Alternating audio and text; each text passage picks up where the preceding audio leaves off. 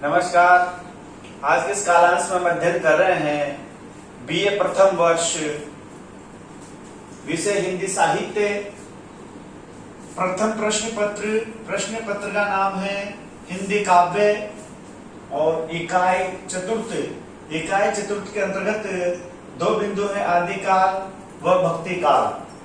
आदिकाल का सामान्य परिचय हम पिछले कालांशों में पढ़ चुके हैं और आज हम अध्ययन कर रहे हैं आदिकाल की प्रमुख काव्य प्रवृत्तियां कौन कौन सी हैं। ये निबंधात्मक प्रश्न के अंतर्गत पूछा जाता है कि आदिकाल की काव्य प्रवृत्तियों का वर्णन कीजिए। तो मोटे तौर पर देखा जाए तो आदिकाल में प्रमुख 3 काव्य प्रवृत्तियां मिलती हैं: धार्मिकता, वीरगाथात्मकता और श्रृंगारिकता। धार्मिकता के अंतर्गत सिद्ध साहित्य, नाथ साहित्य और जैन कवियों द्वारा लिखा गया साहित्य धार्मिकता के अंतर्गत आता है।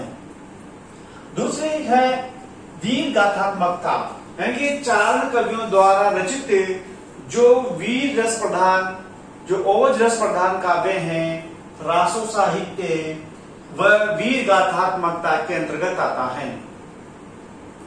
तीसरी है श्रृंगारिकता, यानी कि प्रेम प्रक रचनाएं, श्रृंगार प्रधान रचनाएं, विद्यापति की पदावली, धोला मारूरा दोहा और हमीर खुसरो की कुछ रचनाएं श्रृंगारिक साहित्य के अंतर्गत आती हैं। तो ये तो है प्रमुख 3 काव्य प्रवृत्तियां, और अन्य काव्य प्रवृत्तियां कौन कौन सी हैं उनको भी देखते हैं। पहली है ऐतिहासिकता का अभाव, दूसरी है संकुचित राष्ट्रीयता, तीसरी है कल्पना का आधिक्य, चौथी है युद्ध वर्णन में सजीवता, पांचवी है आश्चर्यदाताओं की प्रशंसा, छठी है शौर्य एवं विलासिता का स्वाभाविक और जीवंत चित्रण, सातवीं है वीर एवं श्रृंगार रस प्रधान, आठवीं है प्रकृति चित्रण, नवीं है डिंगल पिंगल शैली का प्रयोग, 10वीं है अलंकारों का स्वाभाविक समावेश, 11वीं है वैविध्यमय छंद योजना और 12वीं है वैविध्यपूर्ण भाषा। तो आदिकाल की ये प्रमुख काव्य प्रवृत्तियां रही हैं। प्रश्न का उत्तर लिखने से पहले हमें भूमिका भी लिखनी होती है।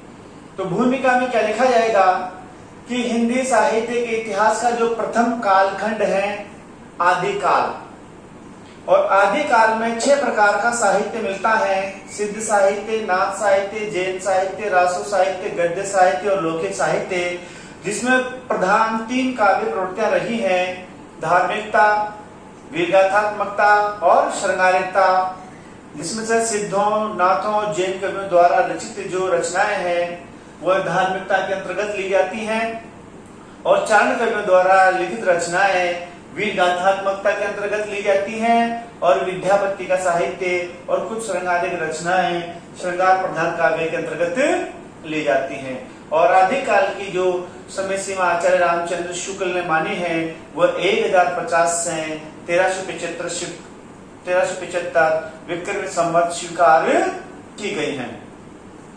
और शुक्ल जी ने 12 रचनाओं के आधार पर आदिकाल का नाम वीर गाथा काल रखा है, जिसकी काव्य प्रवृत्तियां निम्न प्रकार हैं। एक एक को देखते हैं।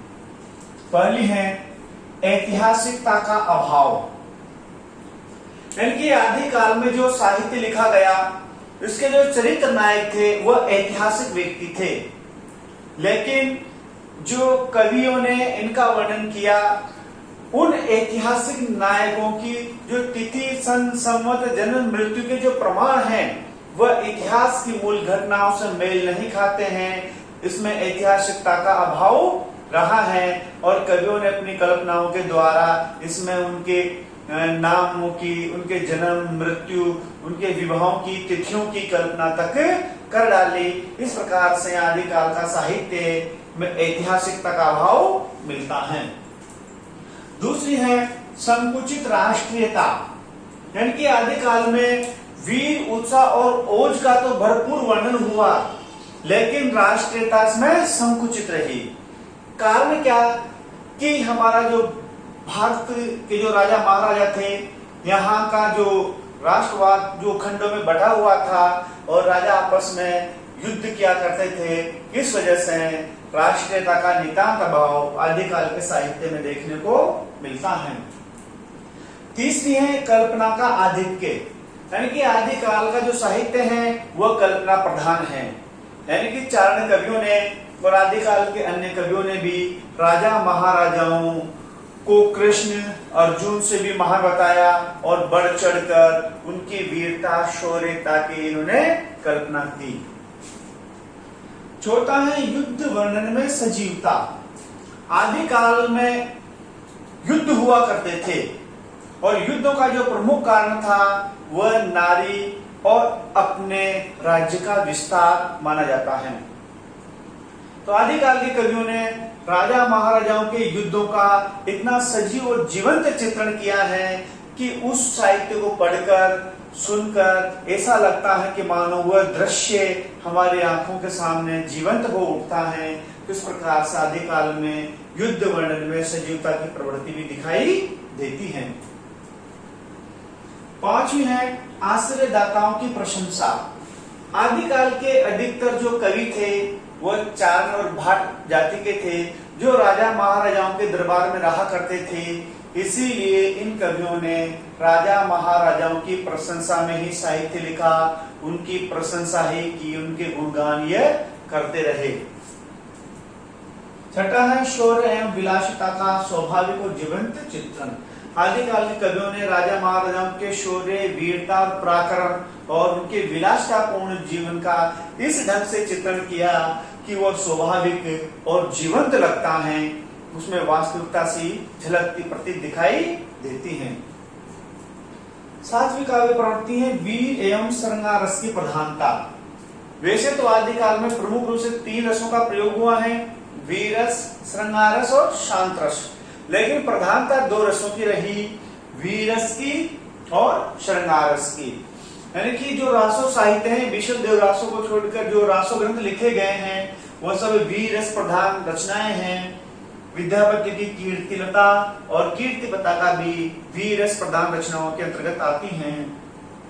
और जो श्रृंगार रस है उसमें जैन साहित्य, विद्यापति की पदावली, विशल देव रासो और ढोला मारुआ दोहा और रोड़ा कवि की राहुल वे श्रृंगार प्रधान रचनाओं के अंतर्गत आती हैं। तो इस प्रकार से आदिकाल में 2 रसों की प्रधानता में दिखाई देती है, वीर रस और श्रृंगार रस।